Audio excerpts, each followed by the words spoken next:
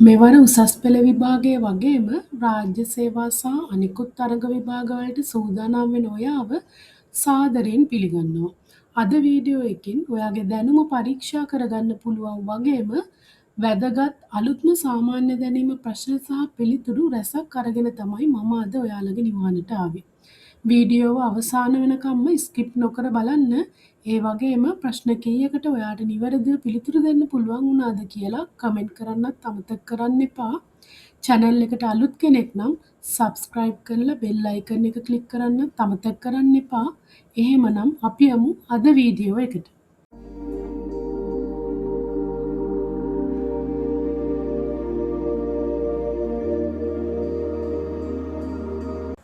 2026 පාපන්දු ලෝක කුසලානයේ ජය හිමි කරගත් රට වන්නේ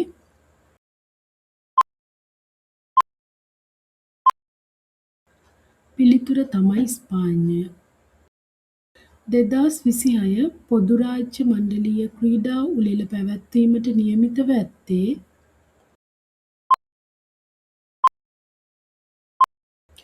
ස්කොට්ලන්තයේ ග්ලාස්ගෝ නුවර.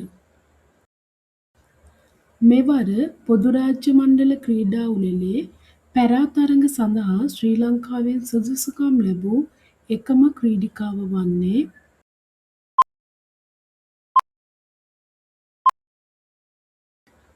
ජනනී ධනංජනා ක්‍රීඩිකාව. ඉදිරි ජාත්‍යන්තර තරඟාවලි සඳහා ශ්‍රී ලංකාව නියෝජනය කරමින් තරඟ වැදීමට නිල වශයෙන් තීරණය කර ඇති ශ්‍රී ලාංකික සම්භවයක් සහිත ඇමරිකාවේ දක්ෂ ජිම්නාස්ටික් ක්‍රීඩිකාවක වන්නේ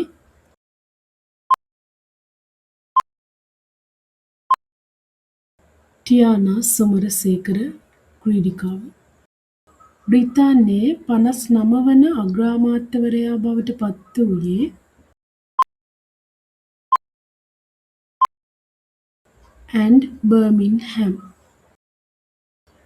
පෙබරවාරි මාසයේදී ඇමරිකාව සහ ඉරානය අතර යුද්ධය ආරම්භයේදී ගුවන් ප්‍රහාරයකින් මියගිය ඉරානයේ හිටපු උත්තරීතර නායකයා වන්නේ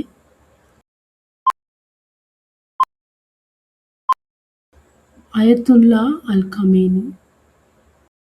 2026 වසරේ G20 සමුළුවේ සත්කාරකත්වය දරන රට වන්නේ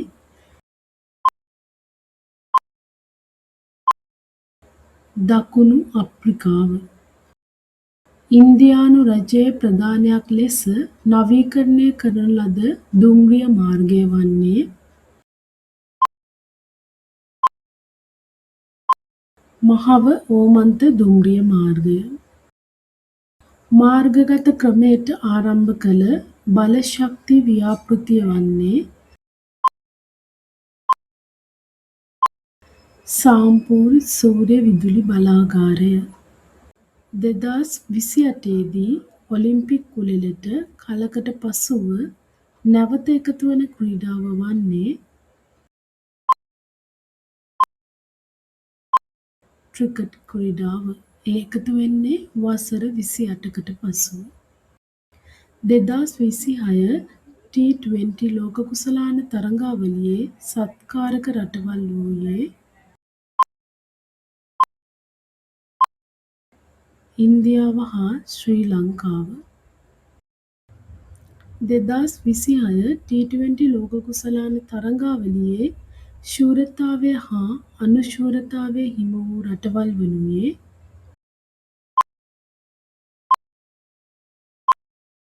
පිළිතුර තමයි ශූරතාවය ඉන්දියාවටත් අනුශූරතාවය නවසීලන්තයටත් හිමි වුණා.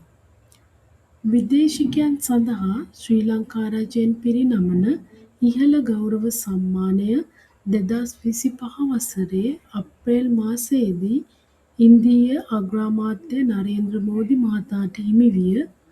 එම සම්මානය වන්නේ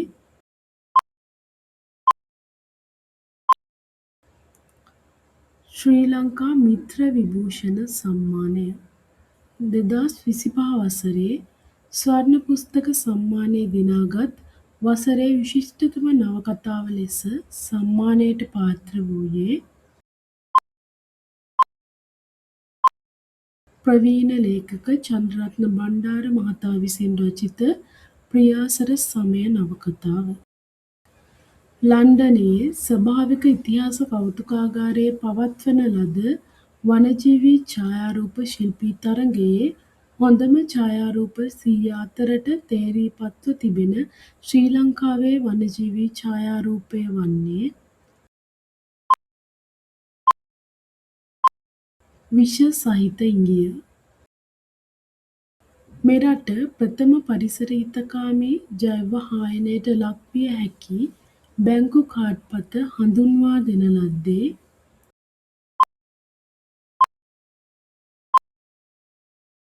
ලංකා බැංකුව.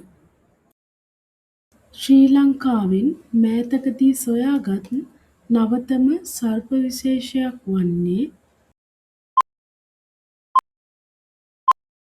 තසුන්ගේ හාල් දණ්ඩා. 2026 වර්ෂයේ තමිල්නාඩුවේ මහ ඇමතිවරයා ලෙසින් වැඩභාරගත් අමාත්‍යවරයා වන්නේ සී ජෝසප් විජේ. එංගලන්ත ටෙස්ට් ක්‍රිකට් කණ්ඩායමේ ප්‍රධාන පුහුණුකරු ලෙස කටයුතු කළ එම ධුරයෙන් ඉවත් කිරීමට එංගලන්තය හා වේල්ස් ක්‍රිකට් මණ්ඩලය තීරණය කළ ක්‍රීඩකයා වන්නේ බ්‍රෙන්ඩන් මැකලම්. 2026 ජල දිනයේ තේමාව වන්නේ ජලය සහ මානව සබැඳියාව. මේ වගේ සාමාන්‍ය දැනීම වීඩියෝ දිගටම නරඹන්න හෂී විත් එක්සෑම් channel එකත් එක්කම එකතු වෙලා ඉන්න. ඒ වගේම ඔයාගේ යාළුවන්ට ෂෙයා කරන්නත් අමතක කරන්න එපා.